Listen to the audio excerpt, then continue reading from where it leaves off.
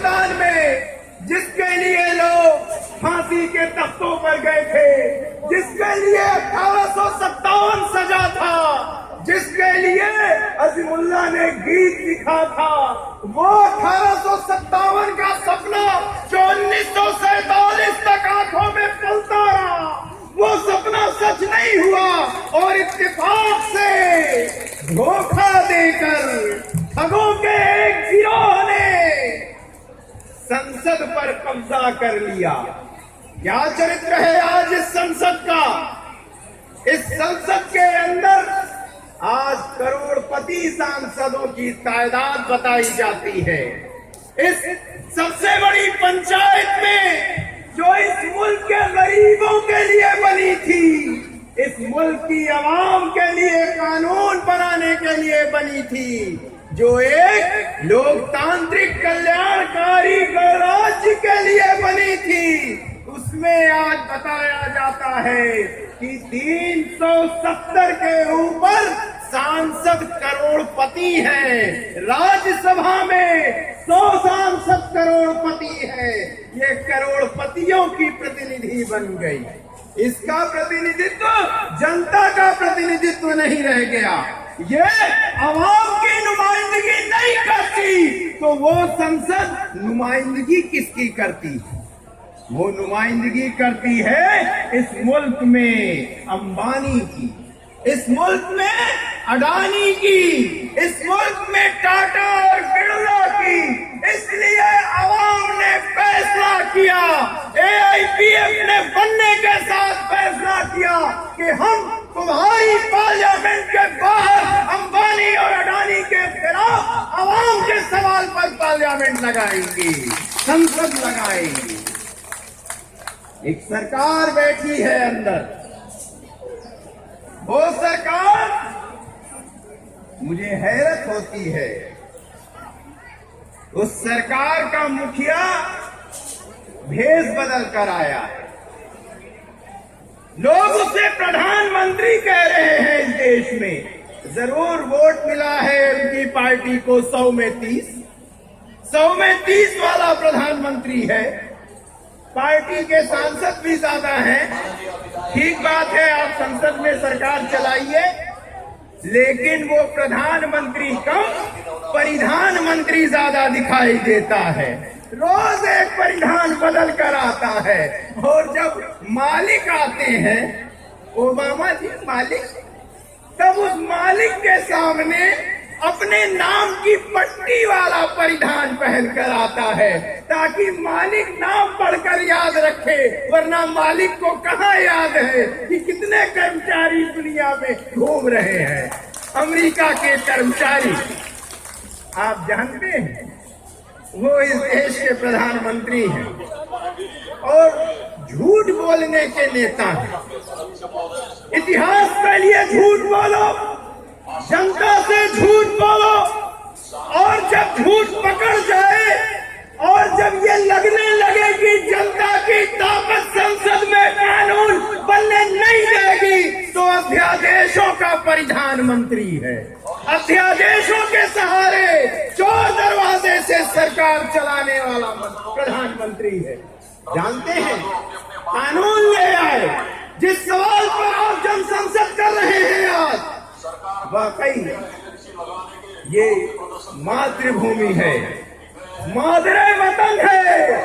इस जमीन के लिए हम जान दे सकते हैं। हमारे बाप दादाओं ने इस मुल्क में कुर्बानियां दी हैं। हम अमेरिका, अंबानी, अडानी को, नरेंद्र मोदी जमीन नहीं देंगे, क्योंकि अभी शहादतों की परंपरा और विरासत जारी है। मैं आपसे कहना चाहता हूं दोस्तों, इस जन संसद से प्रस्ताव पारित होगा, आप करेंगे, हम करेंगे कि जमीन अधिग्रहण अध्यादेश कभी कानून नहीं बनेगा। होना ये चाहिए था कि जमीन पुनर्वितरण कानून बनना चाहिए, लैंड डिस्ट्रीब्यूशन कानून बनना चाहिए, जमीन के बंटवारे के लिए कमीशन बनना चाहिए। लेकिन हम देख रहे हैं कि तमाम प्रदेशों में कुछ एक सरकारें हैं जो कहती बातें बड़ी हैं लेकिन करती छोटी हरकतें हैं।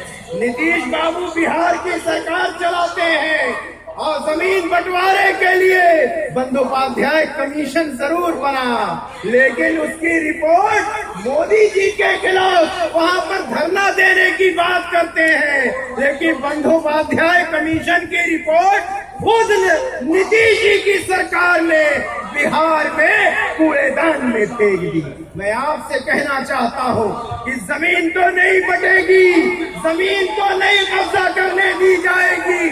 लड़ाइयां पूरे हिंदुस्तान में है, भाजपा के खिलाफ लड़ाई ने रास्ता दिखाया है। हमें नियमागिरी के पहाड़ियों के बहादुर दोस्तों ने रास्ता दिखाया है, हमें चरखा दादरी के दोस्तों ने रास्ता दिखाया है, हमें उड़ीसा से लेकर झारखंड तक के संघर्षशील जनता हमारी मार्गदर्शक और पथ प्रदर्शक है। वो हमारा नेतृत्व करती है। हमारा नेतृत्व कोई नरेंद्र मोदी, राहुल गांधी नहीं करते हैं। मैं आपसे कहना चाहता हूं इस बात को, आपसे कहना चाहता हूं इस बात को कि इस जन संसद में कुछ और बातें भी उठेंगी। इस जन संसद में हिंदुस्तान के अंदर हुकूमतों के काले कानूनों के खिलाफ भी बातें उठेंगी। इस जन संसद के अंदर बहस होगी। इस जन संसद में जानते हैं किस बात पर बहस होगी? भूमि अध्यादेश के खिलाफ तो बहस होगी, किसानों के अधिकारों के सवालों पर तो बहस होगी। इस जन संसद में शिक्षा के बाजारीकरण के खिलाफ तो बहस होगी। इस जन संसद में अमेरिकी साम्राज्य के आगे घुटने टेक देने के खिलाफ बहस होगी। इस जन संसद में इन तथाकथित राष्ट्रवादियों के असली राष्ट्रभक्ति पर भी बहस होगी। इस जन संसद में बातें होंगी इस बात पर भी कि इस देश की पार्लियामेंट में एक कानून बनने का इंतजार कर रहा है। वो कानून है सांप्रदायिकता विरोधी कानून। सांप्रदायिकता विरोधी कानून कांग्रेस पार्टी कभी पार्लियामेंट के सामने नहीं लाई। जब चुनाव आ गया, जब जाने का वक्त आया, उस वक्त पार्लियामेंट के सामने कांग्रेस पार्टी ने बिल पेश किया और उसको ठंडे बस्ते में डाल दिया गया। राजनाथ सिंह ने, मोदी सरकार के गृह मंत्री ने, जिनके ऊपर उत्तर प्रदेश में ठंडे दिमाग से आदिवासियों और दलितों को नक्सलवादी माओवादी कह के हत्याएं कराने का आरोप है, जिनकी जेलों को माले के लोगों ने देखा और भरा था, उस गृह मंत्री ने कहा कि अब सांप्रदायिकता विरोधी बिल कभी पार्लियामेंट में पेश नहीं होगा। इस जन संसद से मांग होगी कि पार्लियामेंट में सांप्रदायिकता विरोधी बिल को पेश करो और उन सारे लोगों को जो सांप्रदायिक हिंसा में शामिल हो, जो महिलाओं के खिलाफ हिंसा में शामिल हो, जो दलितों आदिवासियों के ऊपर हमला करने वाले हो, उनको चुनाव लड़ने से रोक लगाओ। क्योंकि अगर ऐसा नहीं हुआ तो अरे नरेंद्र मोदी और अमित शाह जैसे लोग सत्ता के गलियारों तक पहुंचते रहेंगे। मैं आपसे कहना चाहता हूं, मुझे हैरत होती है कि बेकसूर नौजवान इस मुल्क में काले कानूनों के तहत अगर दलित आदिवासी हैं तो माओवादी कह के जेलों में है, क्योंकि वो सरकार के खिलाफ बोलने की हिम्मत करते हैं। और अगर अकलियत के हैं तो वो आतंकवादी दहशतगर्द होने के इल्जाम में जेलों में बंद हैं। इस पार्लियामेंट से, जन संसद से मांग है कि उन नौजवानों की सरकार रिहाई करे और उनका रिहेबिलिटेशन करे। मैं इसलिए कह रहा हूं कि फर्जी मुठभेड़ों को करने वाले लोग, 2002 के गुजरात दंगों के कातिल, मुजफ्फरनगर में, उत्तर प्रदेश में, हिंदुस्तान के इस हिस्से में मजहबी गुस्ताई लेबोरेटरी के तजुर्बे कराने वाले लोग आज बरी हो रहे हैं। आज उनको क्लीन चिट सीबीआई दे रही है। अफसोस होता है कि कैसे राजनीतिक हलकों में, सियासी हलकों में कैसे एक हत्यारे व्यक्ति को, जिसके ऊपर बेगुनाह नौजवानों को दहशतगर्द बताकर अहमदाबाद में मुठभेड़ों में मार गिराने की साजिश रचने का इल्जाम है, वो कैसे एक पार्टी का कौमी सरबराह है। असल में उस पार्टी की सियासत, उसका वजूद और उसकी कुल का कारकर्दगी अब तो भारत गढ़ी पे टिकी है। मैं आपसे कहना चाहता हूँ दोस्तों इस बात को कि कातिल आज नेता बने बैठे हैं, कातिल आज सरकार चला रहे हैं। इनके खिलाफ यहाँ से जो हमने एआईपीएफ के पहले कार्यक्रम से हमने जो ऐलान किया है, वो ऐलान दूर तक जाएगा, दूर तक जाएगा, क्योंकि वो लहू फिर लहू है, गिरेगा तो जम जाएगा। हम गिरे हुए लहू को बर्बाद नहीं जाने देंगे।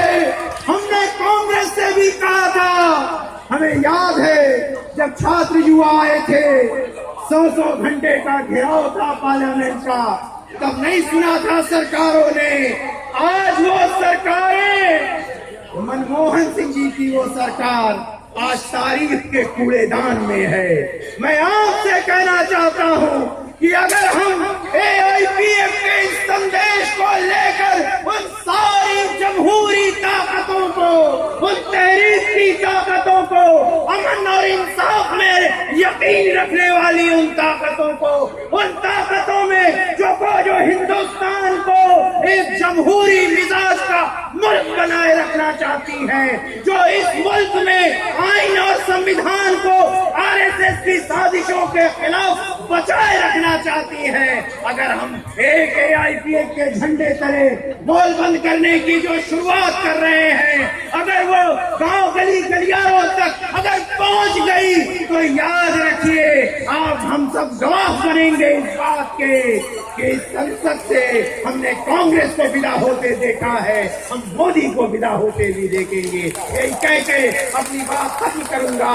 झूठों की सरकार, झूठों का निजाम, और अपनी बात इस बात के साथ खत्म करूंगा कि इस खुले झूठ को, इस जहन की लूट को मैं नहीं मानता, आप नहीं मानते। शुक्रिया, बहुत बहुत शुक्रिया।